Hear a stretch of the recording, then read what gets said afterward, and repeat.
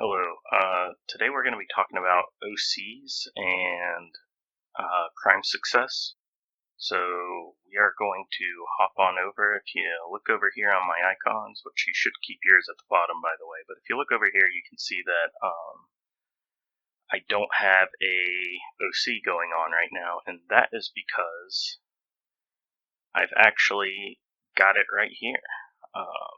It's already in progress, so we can refresh and see the results of it.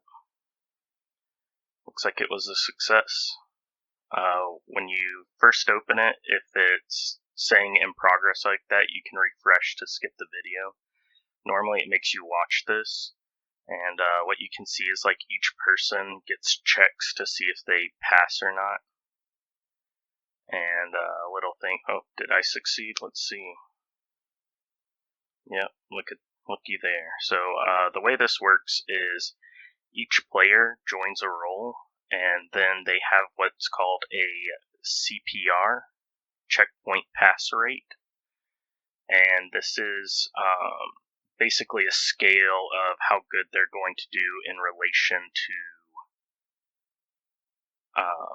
the checks for that role.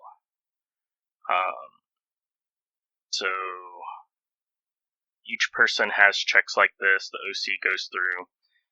If there's a failure, usually it changes the story a bit. You may get different rewards or something based on some point having something different happen. But for the most part, these results don't matter. And if you don't want to watch this every time, you can either skip through it right here, or you can press this X right here, or you can just refresh. Now, when you do have an OC, you can see if there's results. Like Bright Ninja here got jailed. So for day 2, can we bust for a day? Yes, we can. That's pretty cool. So that's possible too. Different results for different people. But if the OC succeeds, you'll see money, you'll see some scope, and you'll see some respect. And you'll also be able to join a new one right away. So this is probably where most players are going to start, and they're going to look at this and not be sure what they're looking at. If you have the permissions, or if you're a leadership, you can spawn new OCs through these tasks, and they have different levels, and you'll spawn a random one out of that set of levels. So if you're a newer player, you probably want to be looking at the 1s and 2s. And I'm going to spawn one just for this example. Do not tell my faction that I did this. They do not want us wasting scope, because if we click on it, we can see that it costs something. It says spawn 1, spawn 2, 3, 4, 5. This is scope, and what scope is it's what you purchase your OC tasks with. And the only way you earn it is by completing OCs successfully. Now you can get a free level 1 OC per day. So if you do lose all of your scope, the faction still has the possibility to start cranking it out again. There's also a cap of 100 of it, so you can't produce an infinite amount of it. You have like a limited amount. And OCs are going to pass and fail and all those sorts of things. If we look, we have a success chance and weights here. These are different scripts. I don't remember which ones. OC weights under roles right there, and OC success chance. And I will link both of these. I hope I still have the forum posts for them. If I don't, I'll figure something out with that. But these are just scripts that I found off of the Torn forums under the tools and user scripts section. But in any case, they really help you kind of keep an eye on what's going on.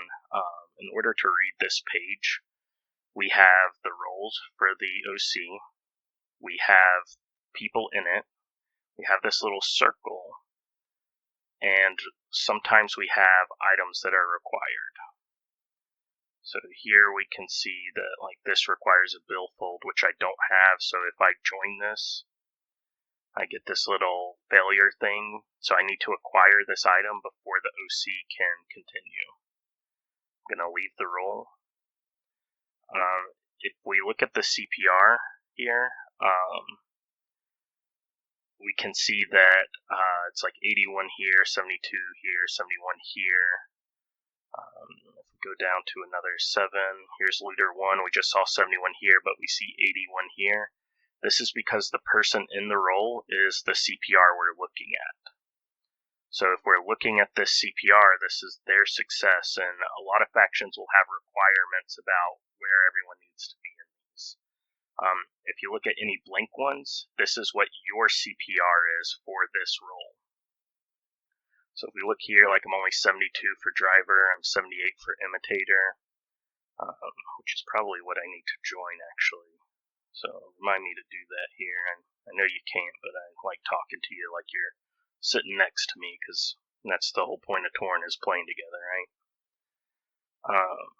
So that's kind of CPR, that's item requirements. Some of these get used up like this zip tie, while others go away only if you get like a jail or something, which I'm trying to find an example of that. Where's the break the bank? Do we have one of those? Yeah, these drills, like, your drills don't get destroyed if you succeed the OC. Only if you, they stick around. But most materials will disappear, like those zip ties, the shape charge, all those things, the firewalk virus, those go away. A lot of factions are now supplying these things, so if you go to your faction armory and you go to utilities, you can typically loan yourself out the item you need. Not always, but most factions are supplying a lot of stuff now from what I hear. So let's go down and look at that level 1 OC that I spawned.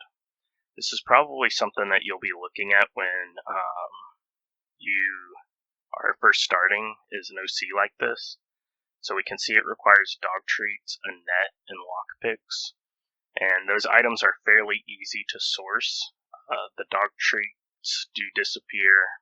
I do not believe the net or lockpicks do, though.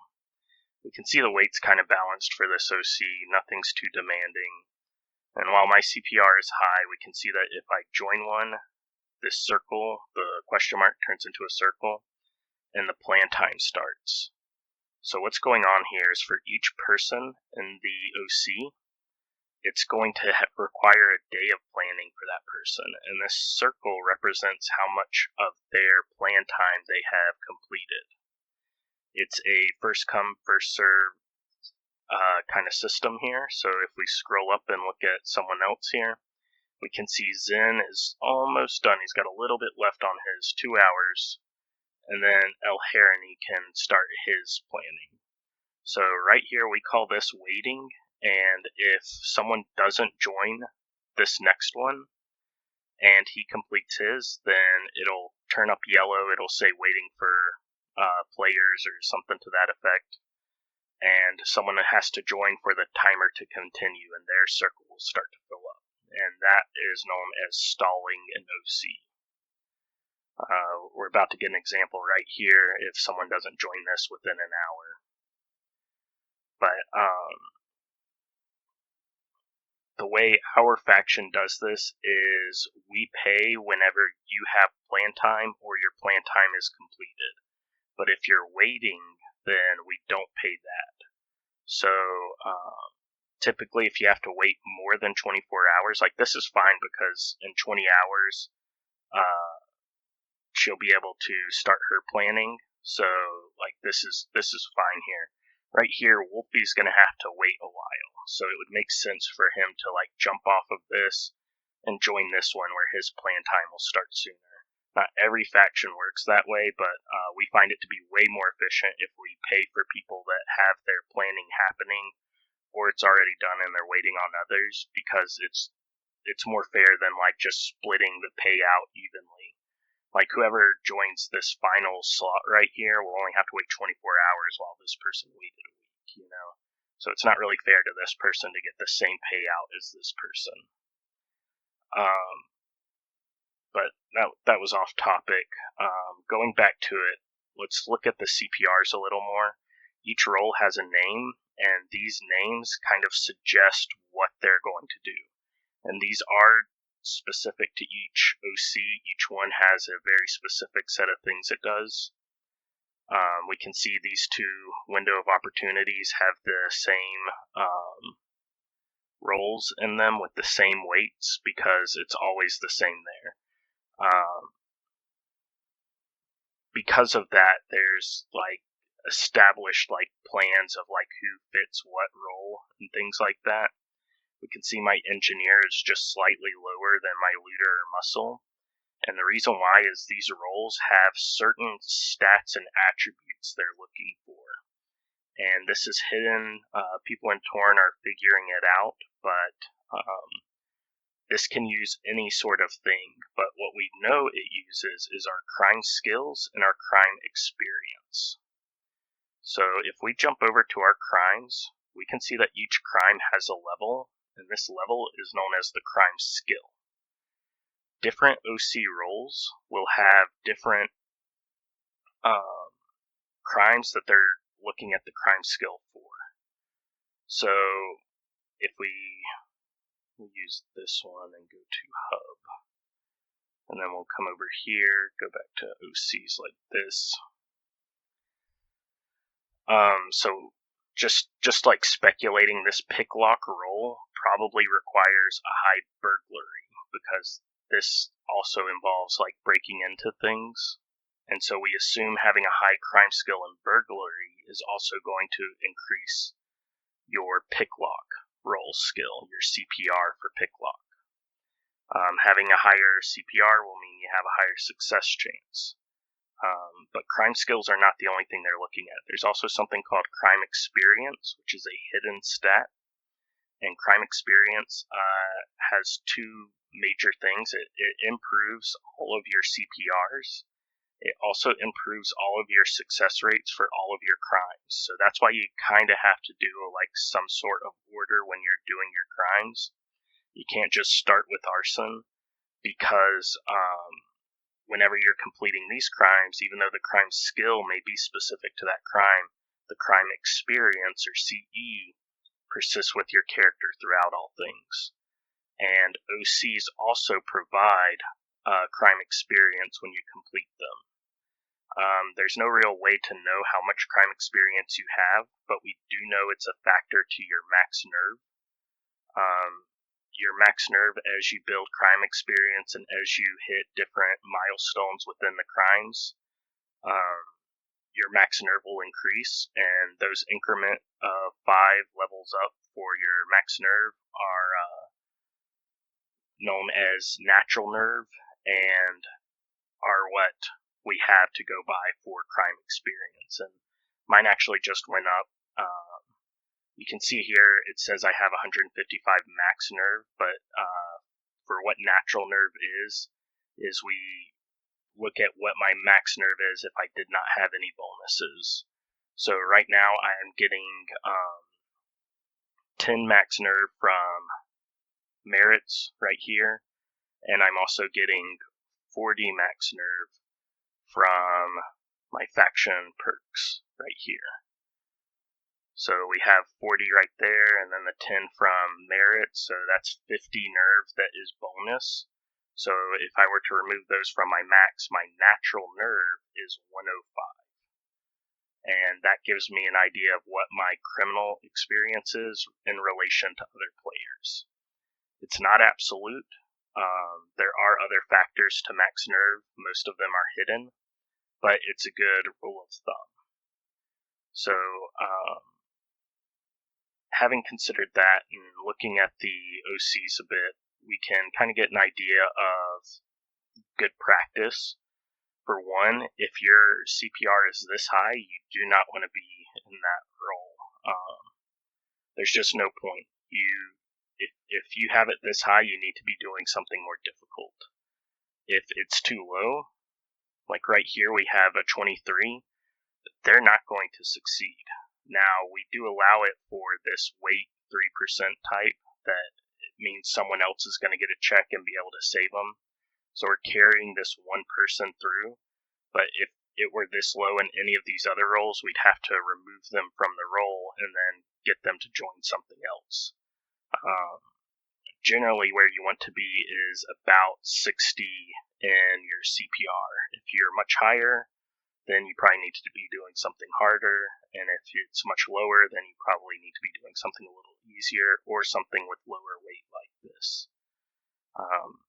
We can see the best person here is a tie between Fool and Heka, and they're both 74, and they both have decent weights. And then 73 is still really good, and we have it here at a 29%.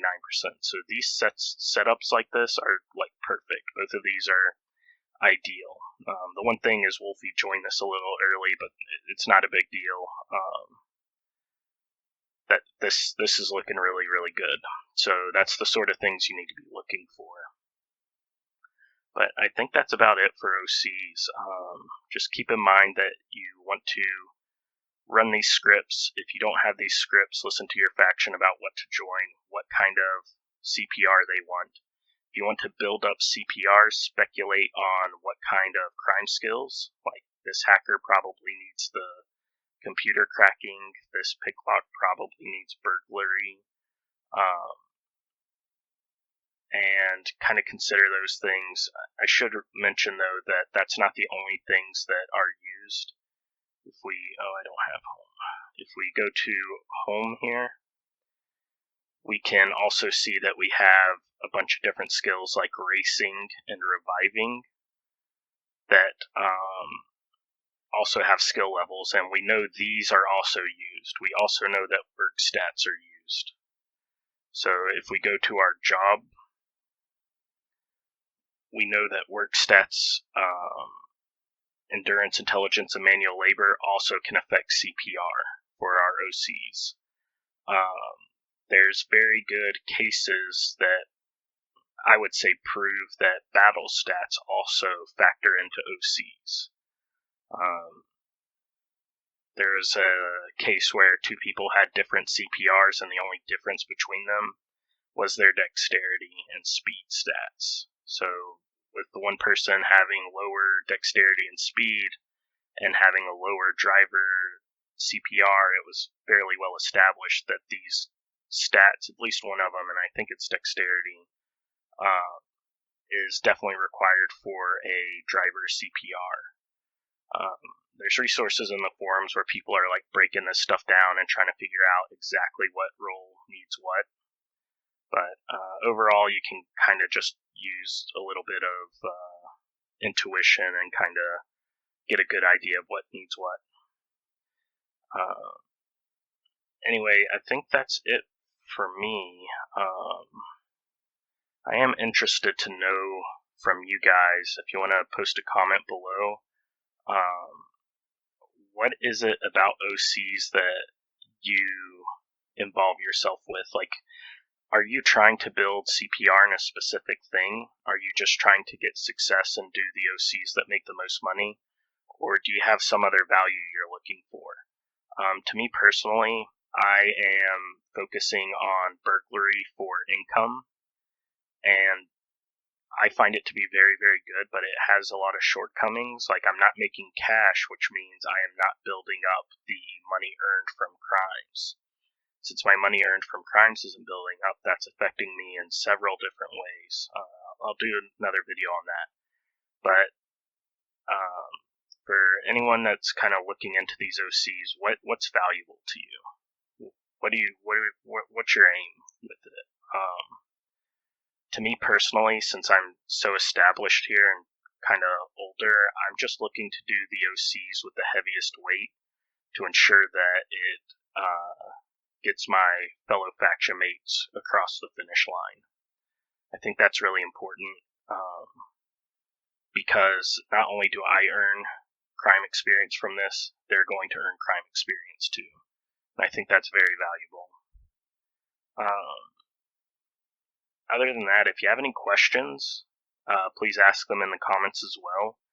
I've had a few really good questions and a few really good ideas for videos come up, so I'm going to actually start working on those. But think that's it for me, so you have a good one.